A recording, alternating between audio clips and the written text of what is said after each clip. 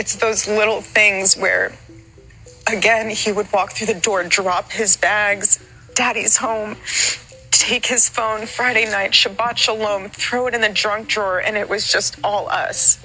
And that's what I always wanted to make so special. Is this what passes for a strong Christian woman now? Because I've never heard a Christian say Shabbat Shalom, especially on a Friday night. For Jewish people, Friday is the Sabbath. The evangelicals, their Sabbath is Sunday. Why is Eric all of a sudden using Jewish religious language? Is smoking crack against the law here? Yeah. It is. Do you have your ID on you? You're under investigation. I'm under investigation? Yeah. Not the crackheads? That's me under investigation by the Detroit PD for interviewing drug addicts outside a gas station. Meanwhile, these drug addicts were smoking crack and heroin in broad daylight. Give me the crack, man. I want $5. I think I want crack. We got illegal drug use, we got prostitution, we got murder. But me and my cameras were the problem. Is it legal to smoke crack out here? Yes, it is illegal to smoke. Is there any enforcement out here? Yes, there is. Yeah. I'd rather not arrest them. Okay. I'd rather try to get him the help he needs because he's obviously suffering from substance abuse. Get the police. Look. Oh, we got the cops out. All right, let's just. How you doing, officers? Is smoking crack against the law here? Yeah. It is. Do you have your ID on you? I have to give you the ID? Yeah, you're under investigation. I'm under investigation? Yeah. So why am I under investigation? Just because you're causing a disturbance. I'm causing the disturbance? Yeah, but- Am I the one out here yelling? I don't think I'm the problem out here. That's all I'm saying. Are you getting up out of here? Yeah, we're getting out of here. Hey. Thanks, man. I'm not shaking you. Damn! You're too cool for that? You're over here exploiting people. Oh, here we go. Why don't you enforce the law? I do, man. All right, I doubt it. You're creating a problem that doesn't exist. You're blocking the sidewalk, okay? Come on, let's go. It's time to start walking, all right? You got ID on you? Do I have to have an ID on me? Yep, you're under investigation for impeding sidewalk traffic. An ID on me, I'm do I? not going to detain you if you don't provide me with identity. I don't have an ID on me. I don't have to leave. Am I good to go? Come on, please. Yeah, let's go. Let's go. Fuck the whole department. These guys. It's always the midgets with the fetal alcohol syndrome looking ass faces. Here's his name and badge number. Guys like these are the least qualified to be police. I feel like they also got upset about him recording because he's basically documenting them not doing their job. He couldn't even shake his hand either. That's how you know they feel like they're above regular citizens. Yo, to anyone who's deep in the rabbit hole, bro, buckle up, bro, because this shit is absolutely insane. So, I took some notes here, so I remember what to say. So, in 1893, this guy named Ingersoll Lockwood wrote a 3-part book series, right? The first one is called Travels and Adventures of Little Baron Trump. The second one is called Baron Trump's Marvelous Underground Journey. And the third one is called The Last President. All right? In the first book, Little Baron Trump lives in Trump Castle in Germany. And he finds a manuscript by a man named Don Fum that leads to underground tunnels in Russia that have portals to other dimensions. Okay? The first 2 books are just about Baron Trump and his dog, like, exploring all these weird dimensions, right? But this is where it really gets weird, bro. In the third book, The Last President, Don Fum uses these portals to become a controversial president who lives on 5th Avenue in New York. And he basically ruins the price of gold and is super controversial and ruins everything. His vice president's name is Pence, bro.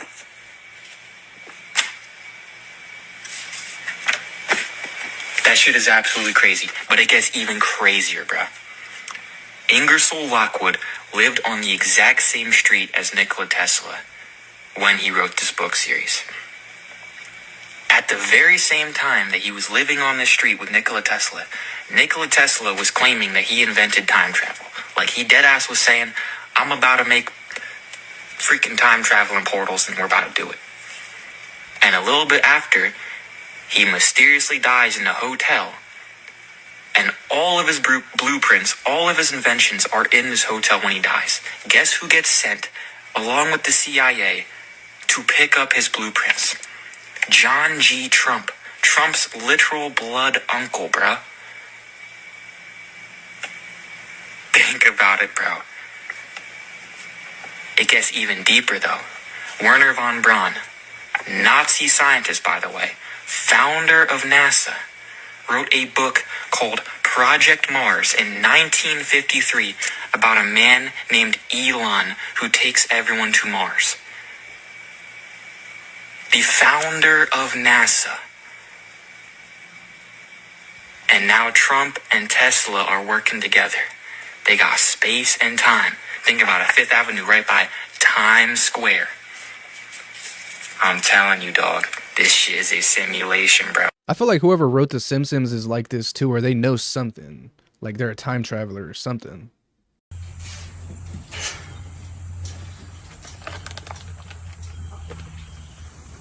Gerald Ford is not a pedophile per se. He's what I refer to as trisexual. He'll try anything. Any age, anybody, anytime, anywhere, just as long as he had control. Because he had a perversion of power, in addition to his interest in mind control. Therefore, it was Gerald Ford who came out to our house and explained to my father how to raise me in the project according to government specifications. My father had been caught sending this child pornography through the U.S. mails, and therefore he was approached and told that if he sold me into that project, that he would gain immunity from prosecution. My father remains free from prosecution to date for so-called reasons of national security. Once my father agreed to sell me into the project, I was taken routinely to Mackinac Island, Michigan, which is a political retreat where the Michigan governor's mansion is located. It was a bohemian grove of sorts where politicians met and discussed New World Order controls, where they discussed mind control of the masses, mind control in the school systems, how to use occultism as a trauma base. One of my sexual abusers at that time was the Prime Minister of Canada, Pierre Trudeau. Pierre Trudeau is a professed Jesuit. Now, the Jesuits are an intelligence arm of the Catholic Vatican. There's a criminal faction within these Jesuits. Pierre Trudeau represented this criminal faction of the Catholic Church, of the Jesuits, who believed in mind control of the masses. These guys who are manipulating my mind and programming me for mind control purposes claimed, and these criminals in control of our country as well, claimed to be gods, demons, and aliens, in order that I feel totally helpless, in order that I felt like they were beyond my realm to affect. I'm not saying that there's no such thing as aliens. That would be foolish. But what I am saying is that it was my experience that these were people claiming to be aliens. If there's a reality out there pertaining to any alien influence, we need to sort out the government misinformation and disinformation and mind manipulation techniques that they're using. I know for a fact that the plan is to make all of us feel totally helpless, that what's happening is beyond our realm to affect because we've been taken over by aliens, that our Independence Day is dawning. So beware of that. Understand that those criminals have been keeping information and technology from us under their blanket of national security. They are 25 years ahead of us at least technologically. They're way ahead. So when they say, it's aliens, and they show us some incredible technology, don't fall into the trap of feeling totally helpless, that this is beyond our realm to affect. Jeffrey Epstein is not really dead. He's living in Israel, so got to address this one because Mother of God. This is one of those rabbit holes where the flashlight flickers and the floor feels sticky because you're going deep with this. So, obviously, I think it was the VIPs upstairs that punched his ticket because he was going to air those motherfuckers out like you wouldn't believe. Like the monarchy would have needed a frickin' fire hose because he would have lit their asses up. But this was the final boss of buzzkills, right? Like we were so hyped for those names. Fuck a list. Like he would have said from his mouth who was guilty, who he did all this shit with, right? But to say that it was Control, Alt, Delete, and now he's at some beach house villa in Israel alive. Like my problem with that is then the people who actually suicided him, you're enabling them to get away with what they did because he's alive, right? Like I've said before, with the amount of pull and power that these people have in our country and the different kind of laws that they have now where if you're caught with a child or with child photos, you can basically get flown to Israel and become a citizen and they wipe your charges clean. So when you have things like that, it makes you really think, did they kill him? Was it personal reasons? Or is he actually alive and just flown back to Israel? I don't really see them letting one of their own go down. So you telling me they put speed limits in place so people won't open up portals while they driving? And you know, it always kind of did seem a little bit off that it's cars that go up to 200 miles per hour. But for some reason, even on the highways and the freeways, the fastest they want people driving is 75 miles per hour. Don't make no sense. Then even if you go and watch Back to the Future, Marty McFly had to drive 88 miles per hour in order to time travel. But let's add a whole nother layer to it. Think about the way streets even designed in the first place. The fact that soon as you catching a little bit of momentum, red lights everywhere, unnecessary traffic, stop signs everywhere, to the point where you can't even drive these cars how fast you want to drive in the first place. Now let's think about this. When you design a building and it's a cube shape, a box shape, it contains energy. The energy isn't able to flow freely. Now think about schools and school zones. And we know that when we children, your energy level is the highest. And that's when we the closest to the spiritual world still. Now think about the fact that that's where they had you drive the slowest at. And if you was to drive too fast out there, it might be way easier to open a portal in the first place, which is why they lay these rules down in the way that they do in the school zones. Now think about even in neighborhoods where everybody live and it's all of this energy in one place. On top of the fact that the city decide where these neighborhoods are built in the first place. Now think about the fact that all of these houses, they box shaped, speed bumps everywhere. Seem like something in common with all of these places, right? On top of the fact you can't drive how fast you want to drive out there either. And even if you was to try, it's all of these different turns. The streets not that long in the first place. And if they is, speed bumps. Something to think about. Maybe it's because they don't want you opening up portals.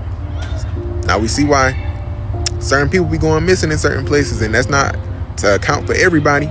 But it makes sense with some of these strange cases where people just be in their car, gone. But hey, this video is for entertainment purposes only. Do not try this just because you watched my video. What's your favorite? Guys, she's weird. Ever since that one video where she talks about her mind erasure thing, she's just been different since then, I feel like. This was the moment when officers found Marvin Morales lying unresponsive on the floor of a station bathroom. A California sheriff's deputy who just overdosed on cocaine he'd stolen from people he arrested, which later tested positive for fentanyl. Deputies had to rush in and administer Narcan to revive him, and he was fired soon afterward. But on December 2nd, 2025, Morales resurfaced in the most horrific way imaginable. That morning, he stabbed his 11-year-old son multiple times inside their own home, while the boy's 6-year-old sister hid nearby, too terrified to move. Deputies who arrived described blood pooled near the entryway, and signs the boy had tried to crawl toward the front door. Morales fled before anyone could reach him, leading to a pursuit down Interstate 5 that ended when spike strips shredded his tires. As the car crashed to a stop, he reportedly drew a weapon, forcing officers who had worked with him in the past to shoot him. Morales died hours later at the hospital, while the sheriff called the crime one of the most devastating his department had ever encountered. I feel like this happens a lot more than we realize. Like whenever things are confiscated from us, like what are the actual odds that it makes it back to, what is it called? To evidence. What are the chances that it actually makes it back to the evidence locker? Because keep in mind, these cops aren't held to like a high standard or anything. They're just regular people like me and you. They're just doing a job. So like I genuinely wouldn't doubt if they take things like money, drugs, small things, you know, that they could probably get away with. Looks like we finally got our answer about the Brooklyn tunnels. David, if you could explain why was there a mattress in the tunnels and what is the stain? A lot of folks are wondering, is this stain feces? No, no, it's not feces. What is stain it? is blood, and basically we did rituals. I said that before. There were some rituals that we do in the tunnels, and sometimes the rituals might involve someone who recently died, and we'll bring them down there, and we're trying to do a ritual to bring back the Messiah, which is a Schneerson, if you heard about. Wait, so let me get this straight. You're doing rituals to bring about a dead person from a dead person in a tunnel underneath the synagogue in Brooklyn.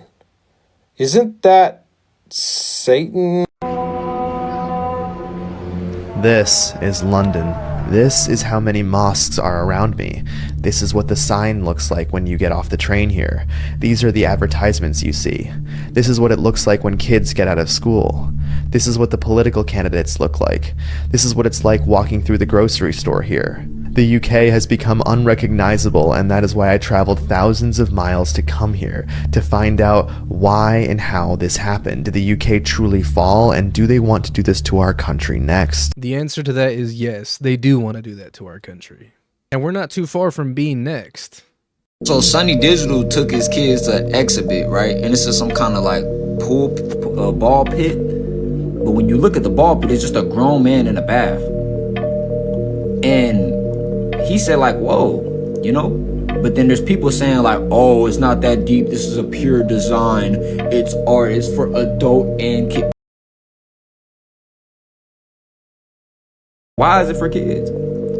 This is all symbolism, bro. We in Babylon. That is literally his. Look at, because that's his head, and those are like his knees or his legs, and his toes are like his kids somewhere over here. And this is right, perfectly in the middle. They know what they're doing, y'all. They know exactly what they're doing. Do you ever use hand and arm signal? Different call signs. I use hand and arm signals every single time on every detail. Different call signs. Are those definitive hand signals? Mm-hmm. That hand signal, what you're doing there is deliberate. Yeah. So why aren't they trying to stop the bleeding? no, we don't use hand signals. This is a mind virus. Why aren't you asking why? What does Candace say? We don't know, but we know. I think I know. This was obviously, at least from my opinion, a professional hit. Go down that rabbit hole. Erica Shabbat Kurt shalom. versus Candace Owens. Who will win? Stop. Well, while you were distracted, the U.S. House of Representatives passed a $900 billion bill to send more money to Israel. Yes, $600 million, and on top of that, $400 million a year going to Ukraine for their defense, of course. You know, these are our greatest allies, and we need to make sure they are fine, so we can find $900 billion more dollars to make sure everybody is safe. We have nothing we need to worry about in the United States right now, so I'm sure this money is being well spent. And just so you know, this was passed bipartisanly. So Republicans, Democrats, doesn't really matter. Some people say you were actually a Mossad agent sitting in front of me, and you were Charlie's handler and Charlie. Right. Other people say that a number of men in the crowd were wearing maroon t-shirts, and this signifies that his was an elite airborne operation, whatever that means. There's also a new theory that Egyptian aircraft have been tracking you. Egyptian planes.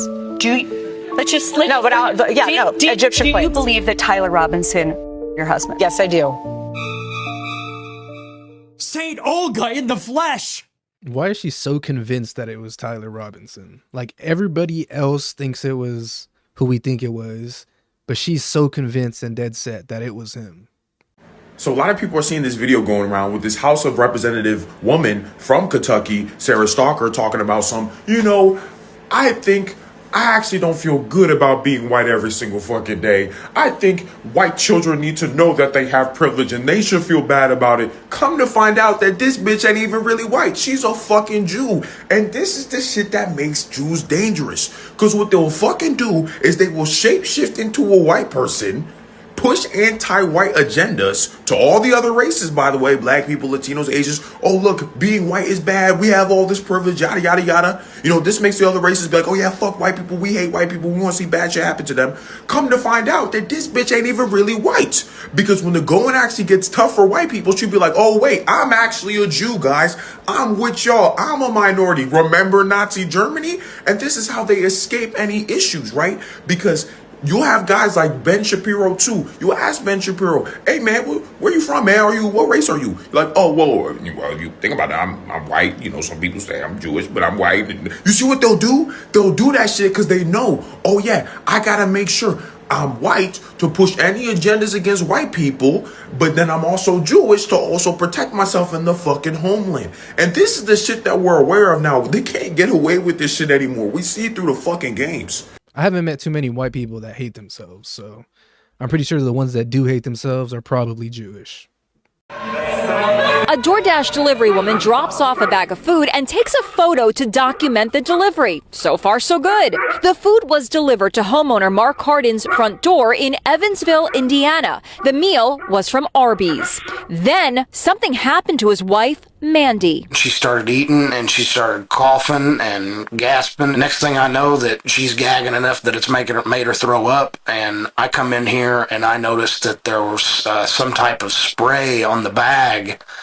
And that's when I went back and watched the footage from my doorbell camera and realized that the food had been tampered with. You can say that again. When Cardin watched the footage, he noticed that after the driver snapped the photo, she sprayed something that he believes is pepper spray right on the bag. Why would the delivery driver pepper spray a customer's food? Did they even know who she was? I've never met her before in our life. Just walk up to our house, spray pepper spray on our food. Was she unhappy with the tip? Here's a receipt from the order. It shows they tipped $2 on the nearly $28 meal. That's just a 7% tip. Are you disturbed by what you see on this video? I am deeply alarmed and disappointed. We're taking the matter very seriously, and we're going to do everything in our power to ensure that this person is held accountable for their... Of course she has colored hair. These people are crazy. But $2 tip on like a $30 order is pretty crazy too. I'll decapitate your fucking infant, you wetback. You're not pretty enough to have a clone. What's up? Back the fuck up, yo. Back the fuck up. Who the you think you talking to? Better get the fuck away. That's what the I thought. Fuck yo up. More pictures from the Epstein files have been released. In this round, most of them are just showing you people that were involved with Epstein. But there's one picture that's standing out more than any others. This picture right here. Do you see that picture on the desk? Let me get you a little closer. What's really disturbing is that you can see that there is a female that is passed out on a couch, partially covered, legs sticking out. It's clear that this is one of the victims. There's even a black box shielding her identity. So let's zoom out again. As you can see, Epstein sitting at his desk, speaking to Steve Bannon, and he's got trophies of his victims scattered. Look right here. And then also, if you look right here, there's also this black box that was covering it. Clearly a picture that is shielding another victim. Again, let's zoom out and see that he has got his victims scattered like trophies on his desk. The rest of the photos include Trump, Epstein speaking to Woody Allen on the set of a filming, this wild glove that reminds me of American Horror Story, pictures including Bill Gates, another selfie with Steve Bannon, former Treasury Secretary Larry Summers, more from a dinner, pictures on the wall, Bill Gates in front of his private jet, Trump on his private jet, Clinton. It really just goes on and on at this point. Why would somebody need a glove like that? So there's this crazy mushroom that reliably makes you see tiny cartoon people. Not random stuff, specifically 2 centimeter tall humans marching around your actual environment and interacting with stuff. One professor in China described lifting his tablecloth during dinner to find hundreds of these little dudes marching like soldiers. When he lifted it higher, their heads stuck to the underside of the cloth while their bodies kept marching in place. What's even crazier is that people across totally different cultures report the exact same hallucination. Papua New Guinea, China, Philippines, different countries, different languages, but everyone sees the same tiny people doing similar things. That's way too oddly specific to be a coincidence. So scientists have analysed the mushroom and found 0 known psychoactive compounds. No psilocybin, nothing. So whatever chemical makes you see little people is completely unknown to science. Right now they're feeding it to mice trying to find out what the hell is in there. Interestingly, a 1700-year-old Chinese text mentions a flesh spirit mushroom that when eaten raw allows you to see a little person and attain transcendence immediately. So have humans been tripping on this throughout history? This mushroom was sold in markets for decades before scientists even identified the species in 2014. We still don't know how it works in 2025. Makes you wonder what else is out there just waiting for someone to notice. I feel like there's still so much on this planet that's undiscovered.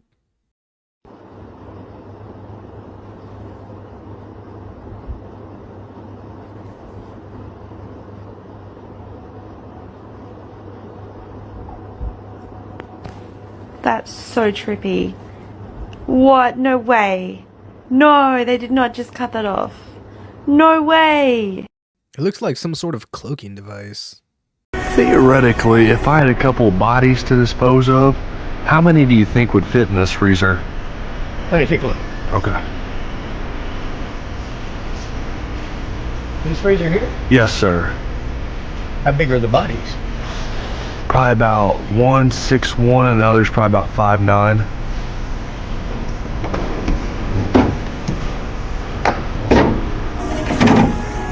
Well, sir, this is not going to work for you because it's counter depth.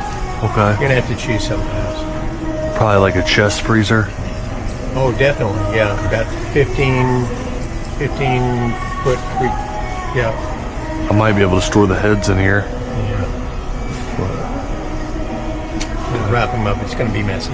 Yeah, for sure. What else can I help you with? You don't happen to know where the shackles are, do you?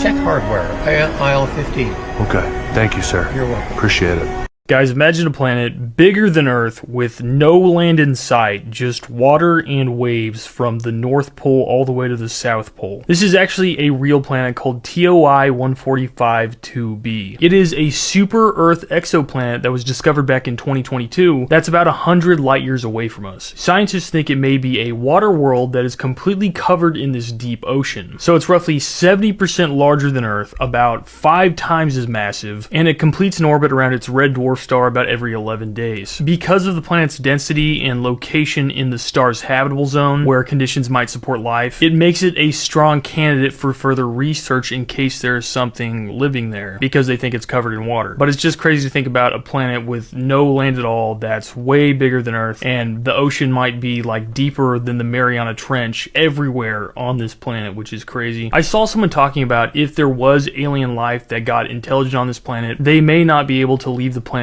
atmosphere because of how high the gravity would be on this planet by using methods that we would use like rocket fuel. So they would have to develop some sort of nuclear or fusion reactor to power their rockets to be powerful enough to leave their orbit. People were also saying because it's orbiting this red dwarf star, it's likely tidally locked. So half the planet would likely be frozen solid while the other half is perpetually subjected to stellar flares and radiation. So maybe the conditions for life really isn't that good there. Anyways, I just wanted to give you guys some thalassophobia today, so there you go, you're welcome. We don't even know what's in our oceans yet. Could you imagine what's possibly in there? The idea of a planet like that itself is terrifying. You would pack shoulder to shoulder in a giant circle, and the outer layer would face deadly cold winds, while the inner group would be warmed by body heat. But the layers of the circle would have to keep switching, slowly moving people from the outside into the center of the group. If a person spent too long on the outer layer, they would die from the cold, leaving the inside exposed to the wind. Now, penguins have layers of thick fat and feathers to keep them warm during this, but the human body isn't as good at keeping the cold out. So each person would need to constantly wiggle their feet and squeeze their calves to produce heat. Otherwise, everyone would freeze to death in hours. I'd rather just not be in this scenario. It's 18 degrees outside right now, and today was just miserable.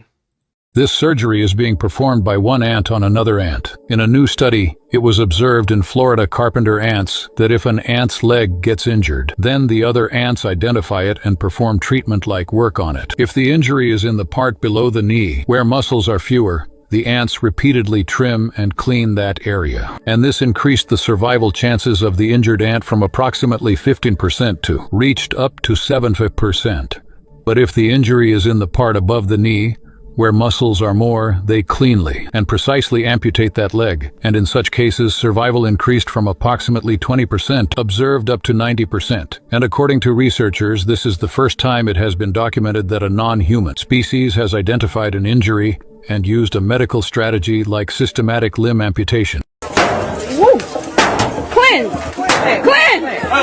Bury it like that, that's what you do. You bury it just like it is now. My goodness. They're doing it so they don't recycle the casket. That's right. You're right. Bury it now. What's wrong? Bury it. You know the problem is. Right. No way, are people actually reusing caskets? And if so, what are they doing with the remains? These are crazy things that we found in space. So astronomers discovered an exoplanet called 55 Cancri E, which is twice Earth's size and made of mostly carbon, which means it's a planet made of diamonds, while another exoplanet named HD 189733b has 4,000 mile/hour winds that whip shards of glass sideways across the skies constantly. Astronomers found a gigantic water cloud 12 billion light years away that holds 140 trillion times more water than in Earth's oceans, and they also found an alcohol cloud that's large enough to produce 400 trillion pints of beer. We recently discovered a zombie star that refuses to die despite exploding multiple times, defying what we know about physics. Also strange to observe is on Saturn's North Pole, which has a perfect hexagonal storm thousands of miles wide, spinning for decades straight with endless energy. NASA discovered a hand-shaped nebula stretching across 150 light years that looks like the hand of God extending across galaxies. And finally, there was a void discovered called the Great Nothing that should by all accounts and physical estimations have over 2,000 galaxies in it, but it only has 60, making it statistically impossible to exist. Pretty cool, right?